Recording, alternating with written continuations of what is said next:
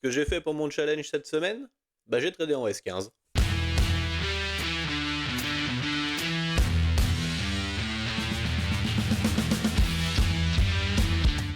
Comme souvent le lundi matin, les indices US ne sont pas très clairs. Sur l'euro par contre, on est dans une belle tendance haussière H4. On est revenu dans un order block et un fair value gap. On prend également les lots de la session asiatique et plus généralement de cette grosse accumulation. Je m'attends donc à un retournement. Par contre, on va se mettre sur le bon contrat pour éviter les problèmes. Et tout ça pour ça. Mais du coup, un scénario intéressant serait qu'ils viennent confirmer cet order block H1. L'OBH1 s'est validé pendant que je regardais autre chose. Et cette chose, c'est ça. C'est un setup que je vous ai pas encore expliqué, mais qui fonctionne plutôt bien. Alors je rentre avec un contrat ici, un autre ici, et encore un ici. Comme vous le voyez, je suis toujours dans mes 150 $ de risque. Par contre, on est dans du gloubi-boulga. Alors je vais manager plusieurs fois pour limiter mes pertes ou optimiser mes gains. Je serai finalement sorti avec 27 $ et le sentiment d'avoir voulu optimiser un peu trop. Sur l'euro par contre, vu la violence du retour, j'attends plus rien. L'après-midi, on avait un OB Bull H1 sur le dos. J'ai cherché une entrée dedans. La validation de l'order block s'est faite violemment me laissant pantois. Je serai finalement déclenché un peu plus tard. Ça a consolidé, puis touché mon SL managé. Un setup de continuation s'est présenté ensuite sur le S&P 500. Encore une fois, le prix nous a fait un truc plus que limite à l'entrée. Étant donné que ça n'a pas l'air de vouloir décaler, qu'il est 17h et que franchement, entre le TP loupé de ce matin et le SL de tout à l'heure, j'ai un peu les nerfs, je coupe ça et ma journée se termine à l'équilibre. Ce matin, sur les indices US, on a un CISD Bull H1. En 5 minutes, une belle accumulation et je vais chercher à me placer après le sweep des lots. Je suis entré sur ES à l'achat et le prix est monté d'order block en order block pour finalement accumuler beaucoup. Un 6 beer s'est formé et vu la liquidité qu'il y avait en dessous, j'ai préféré assurer mes gains. Pour l'après-midi, ici, on est dans l'OBH1 qu'on a vu ce matin. OB, FVG, HTF et un 6 dans mon sens en M5, je prends. Avec la news, ce trade là ASL. Ensuite, on a eu un OB H4 sur le gold et un beau breaker M15. Je rentre sur le breaker et je vais regarder ce qui se passe ailleurs. Sur le S, on a un pattern de continuation. Après validation de l'OB, je rentre en ordre limite et SL aussi. Le trade sur le gold ne veut pas partir non plus. Je coupe la plateforme et pour regarder un peu tout ce que j'ai fait qui ne va pas, on passe en mode graphique sur TradingView commenté directement. Du coup en mode graphique, la voix change un petit peu. Pour le premier trade, donc l'entrée était là, donc sur cet order block là, ici c'est le 6 H1 qu'on avait vu sur l'analyse, ici le fair value gap qui est dans le 6 H1. Donc là je me suis déjà positionné alors que l'order block est pas franchement validé. Ça déjà ça c'est une première erreur. Là on valide l'order block, ok pas de problème. On va retester dessus, ça marche. Et la news vient nous SL. Alors en fait, si on regarde en H1, ce fair value gap là, normalement je suis censé plus rien en avoir à faire. Enfin, j'en ai plus rien à faire normalement. Ça non plus. Et ça avec. En fait, ce qui est intéressant de noter, c'est que là, on avait donc le départ d'une jambe haussière, sauf que ici, cette bougie là, et bah ça aussi c'est un CISD. Je peux le noter là. Donc ça c'est le CISD H1. Ça veut dire qu'une fois qu'on avait validé ce 6 de là en H1, on avait attaqué la jambe baissière. Il n'y avait plus de raison de chercher des longues. Donc ici c'est un peu... c'est peut-être un peu plus technique. En fait, ce qu'on voit là, cette bougie là, la bougie noire, c'est la dernière bougie avant la clôture H4. Donc en fait, si on passe donc là en H4, je sais pas si ça aura modifié, non c'est bon. Si on passe en H4, donc effectivement cette bougie là a clôturé au-dessus. Par contre,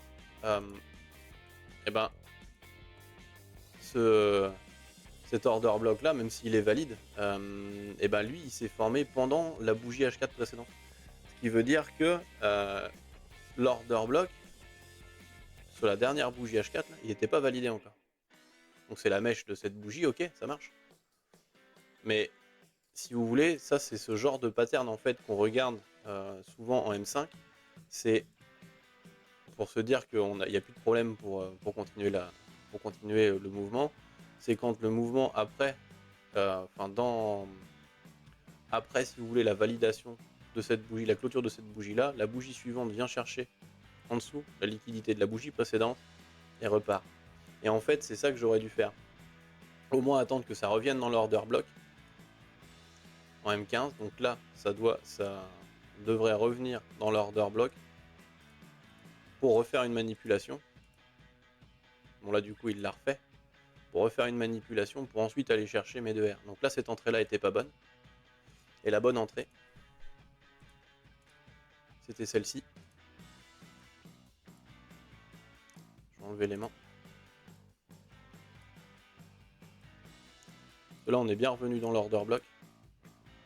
On va chercher 2R. Hop. Et puis on en est là, quoi. Actuellement. Ensuite, pour ce trade-là, donc l'idée c'est de prendre la continuation de tendance, mais pour ça, il faut un order block. Donc, moi je voulais rentrer sur cette bougie-là. Hop. Là, on est déclenché, on se fait SL direct. Alors là, c'est plus technique. Comme j'ai dit dans ma vidéo sur ma stratégie, un order block, c'est une bougie ou un groupe de bougies qui pousse le prix dans une zone de liquidité. Sauf que là, ici, là, il n'y a que dalle en fait. Il n'y a pas de swing, il n'y a pas de fair value gap, il n'y a rien du tout. C'est pas un order block ça. Donc je suis rentré sur rien, en fait, sur que dalle. Par contre, ça c'en est un. Sauf que lui, il est dans l'autre sens. Voilà. Donc voilà tous mes trades foireux de la journée. Les marchés ce matin, c'est un peu fouillis, mais on a un pattern de continuation en H1 avant l'ouverture de Londres. Par contre, c'est pas un FVG high proba. Et s'il y a une confirmation LTF, pourquoi pas.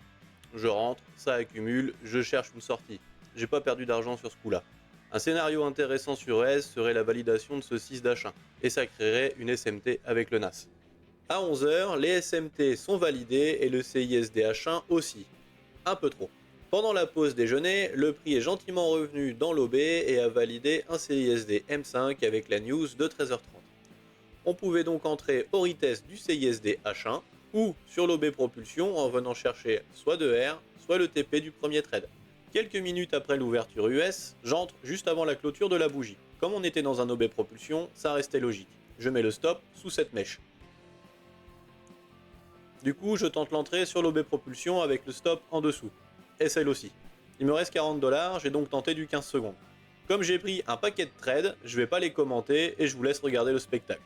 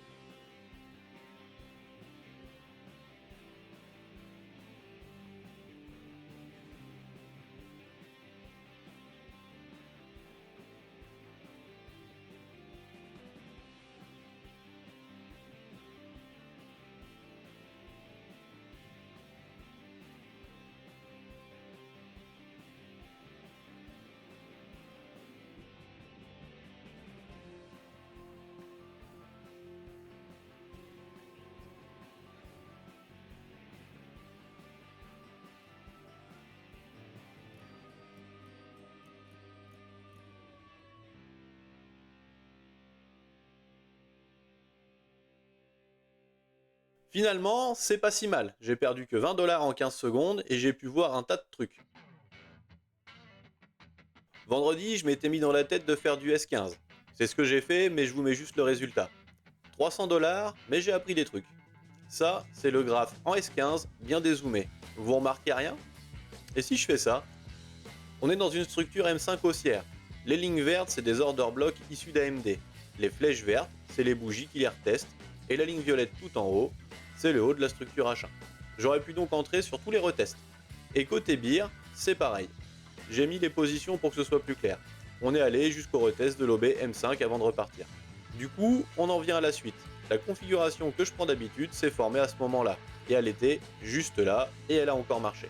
Je vais profiter de l'après-midi et du week-end pour me détendre et assimiler tout ça. On va pas se le cacher, cette semaine, c'était du grand n'importe quoi. J'étais galvanisé par les résultats de la semaine dernière et j'ai voulu forcer certains trades. J'étais pressé d'avancer sur le challenge et j'ai finalement reculé. Par contre, je suis quand même content d'avoir pu remarquer les structures en S15. Et comme vous le voyez, je suis déjà en train de tester après avoir demandé quand même quelques précisions. Pour la semaine prochaine, on a les ventes au détail lundi, les FOMC avec les taux d'intérêt mercredi et le taux de chômage jeudi. Pour le coup, je pourrai trader tous les jours, toutes les sessions, sauf le mercredi toute la journée. Sur ce, je vous souhaite un bon week-end, une bonne semaine et on se retrouve vendredi prochain avec en espérant de meilleures nouvelles. Salut!